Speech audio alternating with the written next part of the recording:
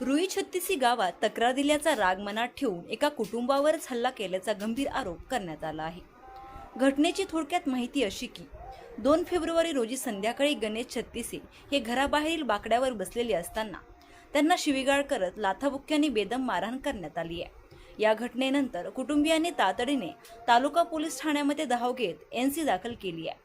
मात्र तक्रार दिल्याचा राग मनात ठेवून त्याच रात्री पुन्हा उशिरा घरी जाऊन गणेश व त्यांच्या आई निर्मला छत्तीसे यांना जातीवाचक शिवीगाळ करत मारहाण केल्याचा गंभीर आरोप करण्यात आलाय।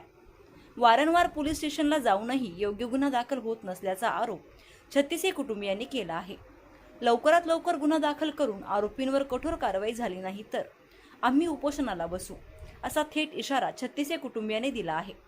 तालुका पोलीस ठाण्यात निवेदन देताना आरपीआय तालुका अध्यक्ष आठवले गट, अविनाश भोसले, अमित काळे, अलका बोरुडे, सारिका गांगुर्डे, माया जाधव, बबलू थोरात, अनिकेत पाटोळे, विश्वास शिंदे, अमोल डांगे, महेश काळे, सुनील सातपुते आदी उपस्थित होते। मी आरपीआय जिल्हाध्यक्ष। आज आम्ही तालुका पोलीस स्टेशनला सगळे माझे आंबेडकरी चळवळीमधले बंधू आणि भगिनींना आम्ही सगळे एकत्रित झालेलो आहे।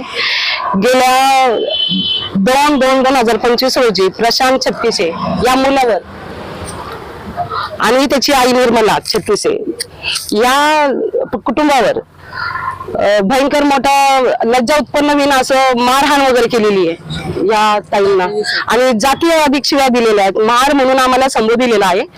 तर पहिला सगळ्यात अगोदर मला जे ग्रामपंचायत आहे जे आहे त्यांच्यावर पहिला मी निषेध करते, कारण हा एक माणुसकीला काळिंबा लावणारे हे लोकांनी या कुटुंबावर अन्याय केलेला आहे आणि त्या अन्यायाचा मी निषेध करते।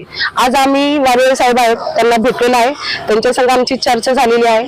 त्यांनी सांगितलं का 2 दिवसामध्ये मी समक्ष तपासणी वगैरे करून तपास वगैरे योग्य करून पुढचं काय आहे ते योग्य तो निर्णय देणार आहेत आम्हाला 2 दिवसानंतर। आणि साहेबांनी आम्हाला फार चांगलं कॉपरेट केलेलं आहे, त्याबद्दल साहेबांचं पण मी मनापासून अभिनंदन आणि आभार मानते का त्यांनी आम्हाला माझ्या ह्या लोकांना आम्हाला सगळ्यांचं आमचं मत ऐकून घेतलं म्हणून। आणि जे समोरचे जे कोणी पण लोक असो त्यांनी माझ्या ह्या परिवारावर माझ्या ह्या लोकांवर अन्याय केलेला आहे। हा अन्याय जर त्यांनी थांबवला नाही तर माझे सगळे चळवळीमधले आंबेडकरी चळवळीतले लोक मी आंदोलन करणार किंवा उपोषणाला बसणार आहे। जय भीम, जय संविधान। मी प्रशांत देवराम छत्तीसे, राहणार रोई छत्तीसे, हे माझी आई निर्मला छत्तीसे 2 तारखेला किरकोळ भांडणातून वाद झाल्याच्या कारणावरून 2 गट आम्ही नगर तालुका पोलीस स्टेशनला येऊन एनसी दाखल केली होती। घरी गेल्यानंतर इथून एनसी करून घरी गेल्यानंतर त्या रागातून 3 ते 4 जणांनी घरी येऊन माझ्या लहान भावाला व माझ्या आईला हाणमार केली। हाणमार केल्यानंतर आम्ही गावातलं वातावरण गडबड न व्हावा या कारणाने आम्ही शांतता घेतली। शांतता घेतल्यानंतर 5 तारखेला त्याच कारणावरून फिरायदेच्या चुलत भावाने मला फोन करून धमकी दिली, तुझ्या भावाला आता घेऊन ये, आमचे आबा आले त्यांची माफी मागायला। पण मी काही तिथं घेऊन न गेल्याने 9 तारखे मला परत एकदा एका आरोपीचा फोन आला, त्याने पण माझ्या भावाला जीव मारण्याची धमकी दिली। ते झाल्यानंतर आम्ही 11 तारखेपासून नगर तालुका पोलीस स्टेशन झालं, डेप्युटी ऑफिस झालं, या ठिकाणी वारंवार चक्रा मारून आमचा गुन्हा घेतला जात नाही। आज घेऊ उद्या घेऊ हे ते कारण सांगून आम्हाला टाळाटाळ केली जाते।